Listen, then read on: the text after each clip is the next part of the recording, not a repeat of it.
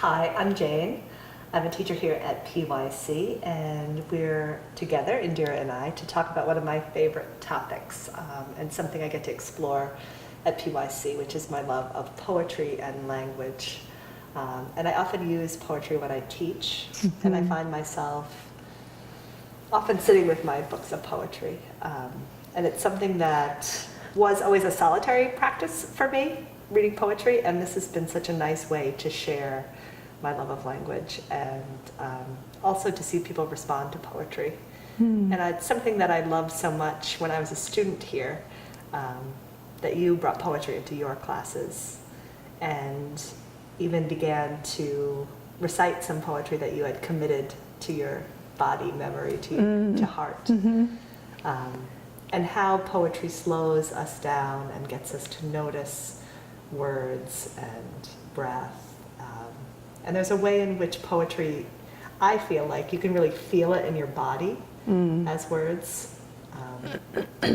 Someone I remember saying sometimes poetry hurts as it goes in a little bit. And I feel like there is this way that even when I'm reading it, you can sort of feel it enter people's being and sort of rest there. Yeah, so it's just something that I really love, and I love the way it works, words and action work their way into the trainings. I noticed how much in the January training people's language toward each other became so caring and thoughtful, and the way people were able to express really difficult parts of themselves and find the language to do that. And I feel like poetry is a way that we begin to practice finding those voices and those words. And I love it. One part of poetry that I really love is how we can borrow the words of others to really give voice to a shared human experience. And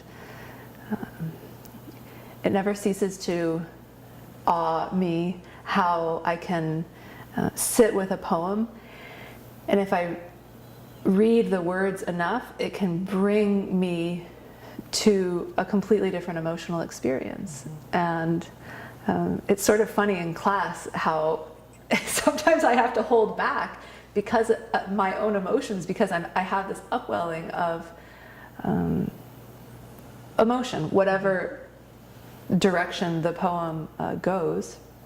It's very powerful. Words are so powerful in shaping human experience, and poets just have such a concise way of guiding us into these places. And when you were talking about poetry hurting, it feels like a kind of cracking open, and sometimes I can feel my own resistance to that movement. But what is it that we're cracking open? You know, what it feels to me like it's just walls that have been put up to keep us protected and safe from the world. But when we put up those walls, we are putting up walls to all the joy and connection as well. Yeah, I think it's a necessary step. Maybe cracking the walls of things we've pushed away, you know, and a reminder. And I guess some of the favorite poems that I use I've loved for years, and that's remarkable. Like one thing that you can read over and over again and still love. And there's a way in which when I hear the words like, let your soft animal body, like there's a way that love just, what it loves. Yes, it's a way that it just sinks in, and I'm reminded again and again to come back to my soft animal body. You know, and that it's good to let it love what it loves. And there's a way in which, I mean, maybe I'll grow tired of hearing those words, but it's sort of like, I doubt it. You know, they become an old friend, the oldest companion to our heart. It feels, I always feel like when I'm offering a poem where there is that upwelling of emotion, there's a part of me that's my most authentic and vulnerable self that's being expressed in the room through the poet. And when I teach, I'm often thinking, there's a part of me that doesn't want to say it because I don't want to go to that edge because it's uncomfortable.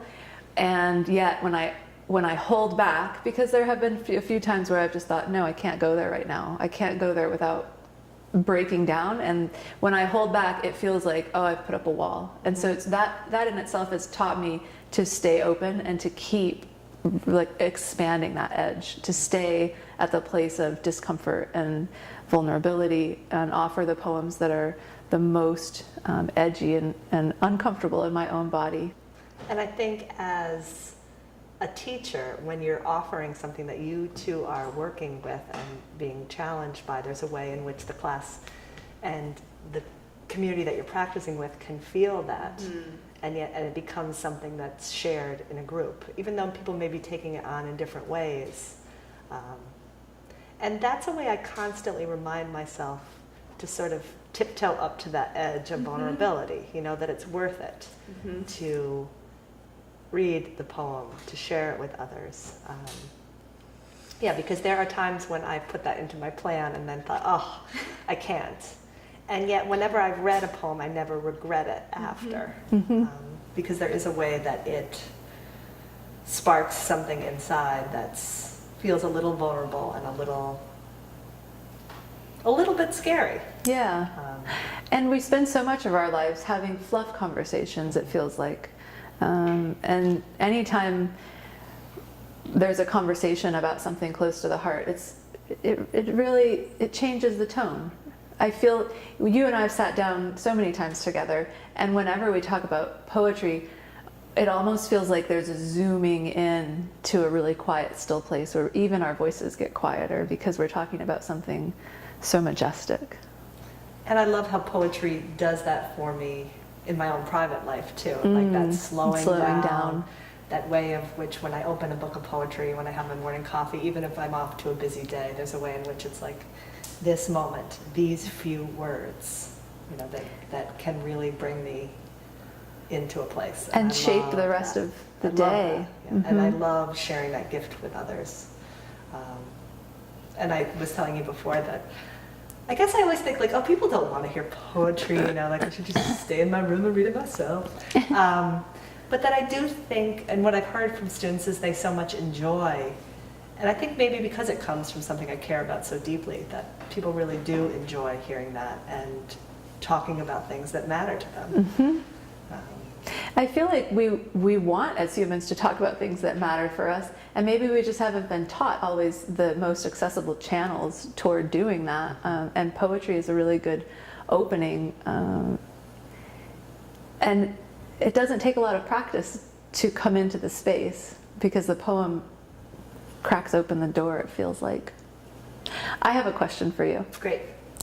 You recite a poem that has a line in it. It's something like, to be faithless and therefore trustworthy. You know that poem that I'm talking about? Yeah, I love that poem. Yeah, I love that poem too. And that line, it catches me. Because what do you think it means to be faithless and therefore trustworthy? I think for me, the idea that questions and doubt are always part of the process. And I really do think here one of the core tenets is to not swallow everything whole, that you may have resistance. There may be times when you question the very tenets, the very basis of everything and anything. And that going to that depth is something that establishes a core strength, a core knowing of oneself, and being able to move through the questions knowing that they will never all be answered. There is no such faith that I feel like, is so solid that there are where it's certainty. Right. And then there are no questions left. We've answered all of them. Yeah. And so that makes so much sense. It's because then you close yourself to the mystery. Yeah. And what I love about I like that. listening to people that have lived long lives of practicing in whatever faith or spirituality they are in, they are often people that are doubting and constantly re-looking at what they believe and not swallowing it whole. So I think that idea of not being afraid and being able to look deeply at things. And I think that evolution in my own self of often that I can, like push something away, like cards or something that I think like, oh, that's too mystical for practical. The tarot me, cards, yeah. Right? That the idea of saying, well, why did I have that response? Questioning it, maybe sticking with it, maybe finding some humor in it and softening. But that process of questioning, to find comfort that will never end. I think that's, sometimes we want to get to the bottom of our lists, to be done with things. To check everything off and then just sit. And I feel like life is not about that. And we can miss it all by just trying to get always to the next thing or the place where everything is all organized for us. And then we miss the preciousness of this moment. And I love the sort of every morning during the 200-hour, during every training, we come together. Every morning we come to practice and not to perfect. The questions are never all answered.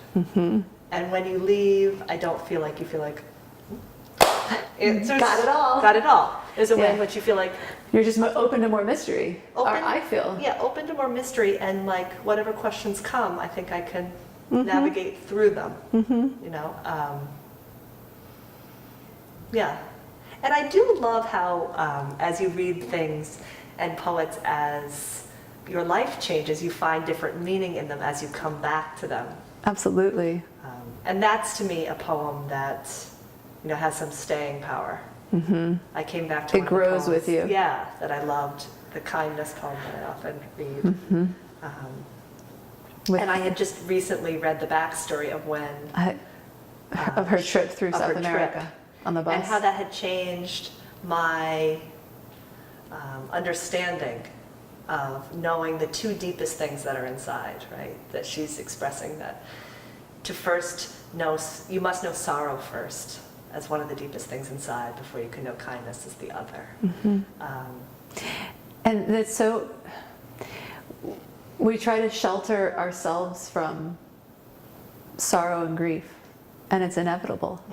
And that's something that poetry can open in a way, is the processing of these emotions that then lead to, grief comes from love. That's right. So I often have to remind myself of that when I'm sobbing at a poem, is that the grief comes from a place of loving and caring. I think that's changed my relationship to being more open, having an opener heart, a softer heart, a heart that does love.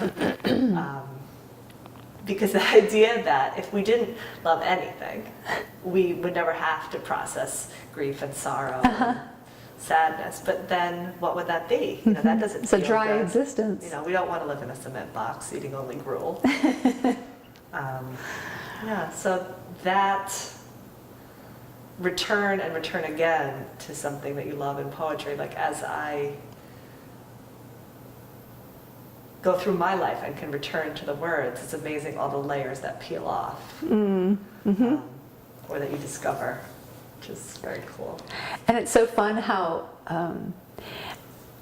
I love reading and memorizing beautiful words from all channels, and I struggle with writing, and yet we've had some fun in groups with everyone offers a line from their journal, and then we put this together and everyone creates a beautiful poem from this mix.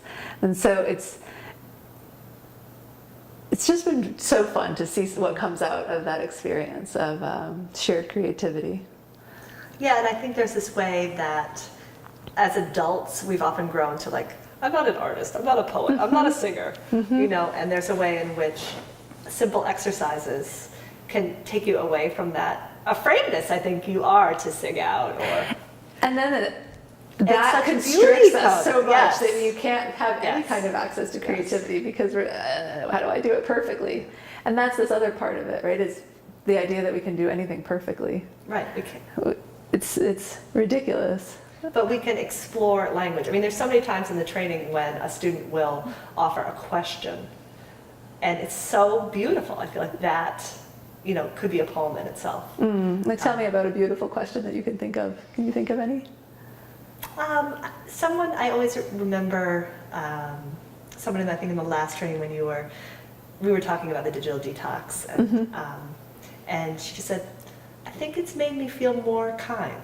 And that's very simple words, but there was a way in which that exploration was unexpected and yet so true. It landed in a place of like, they're not... Because they seem so separate. Yeah. Practicing digital detox, staying away from technology, and kindness. Yes. And yet somehow the one led to the other. Yeah. That is a kind of poetry.